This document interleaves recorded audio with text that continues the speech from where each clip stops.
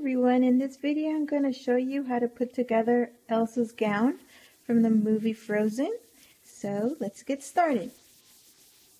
Okay, so here are the few things you're going to need. I am using this heart-shaped gown. I believe this is about 4-inch, has a little ruffly bottom there. I am using some sanding sugar.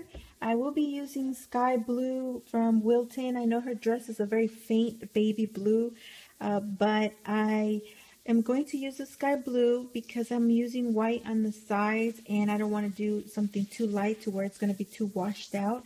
So I really like how this is very vibrant and looks really pretty. So I'm going to stick with the sky blue, but you can choose whatever blue tone that you like. I need the shimmer dust to put on her dress because it's supposed to be very sparkly, and a very soft brush to brush it on there. And the snowflake sprinkles are optional, but they look really nice as decorations. Alright guys, let's get started. Okay, I wanted to let you know something about this cookie cutter. It has this one edge here that I don't need or want, and it doesn't have it on the other side, so I want both sides to be solid like this. So with just a sharp knife, go ahead and trim that off. You can use a pizza cutter, but I'll just be careful not to cut into the top part here. So very easily, see if I'm in the shot there, just go ahead and trim this kind of like in a curve, like that. And then I know this part will probably be shorter than this one, so just go ahead and trim a little bit off this part as well. If you want them to be a little bit more even, to cut on both sides. So again, just trim off just a very, very little part here. Curve it to attach it to the top here by the waist. And try to do the same thing on the other side here so they can be even on both sides. And then just go ahead and pull that apart.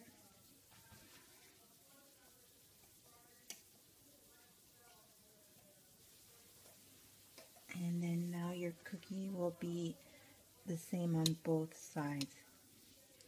That's just a tip I wanted to give you guys. Way you can cut that off before you bake your cookie, and this whole piece will just be gone. Alright guys, so let's go on with the next step.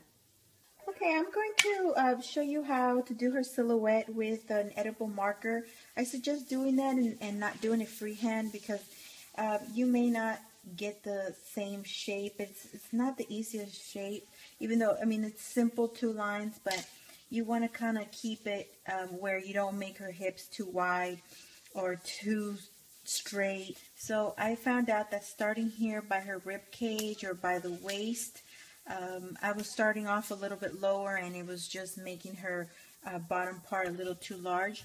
So I started going up a little higher, and I like to just kind of feather it instead of just drawing the line like that all at once. So I kind of just go out and go back in and then go back out because her dress is going like that.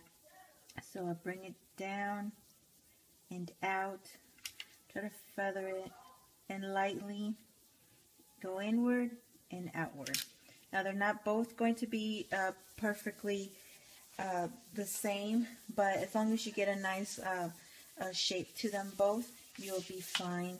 So I'm going to do that one more time, and I'm going to make a little mistake and I'm going to show you how to fix that. Let's say I accidentally started far here. An example, just use one of your really sharp tools and just go where you made your mistake line, and then just scrape it off. And this will serve like an eraser. Just scrape off your cookie, and don't worry about the scratches there because you will be covering that up with your icing. So there. Okay, so I outlined a few of the cookies here now. As you see here, I did outline this one because I was outlining everything freehand, and I noticed that maybe here on the top you might want to have an outline just so it can kind of be even. And I also did the lines here at the bottom that she's going to have at the bottom of her dress. So if you want to go ahead and outline it like I did there, if not, it's easy. Just go ahead and pipe up the top part there. And as you see, I don't go all the way to the edge at the top there. Once I get to the bottom, I'm going to curl and go up,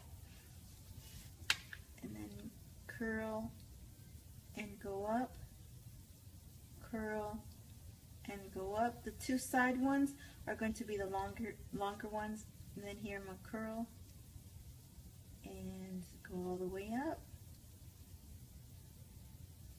That's why it's so important to have these outlines. And there you go. So if you think that you can't do it freehand, go ahead and outline it. It is a lot easier. So I'm going to outline one for you here. Just kind of follow this one line here.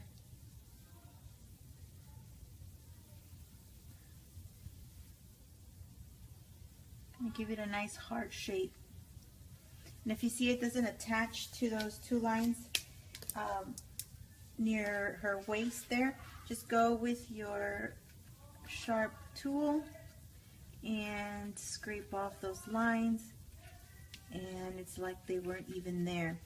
So that will help you with the top, and at the bottom just curl and bring it up, curl and bring it up halfway, curl and bring it up same as the other one, and then curl and attach to the next line. So you'll have something like that, and then just go ahead and follow the outline. Okay, so it's time to flood in the dress. I got some thinner icing here, and as you see here, it did kind of go over my lines that I had here. Now I wanted those for like decoration purposes, really, but if yours goes over and pretty much takes over the lines and you don't want to do anything else to them, go ahead and just leave it like that if you don't care to have the lines.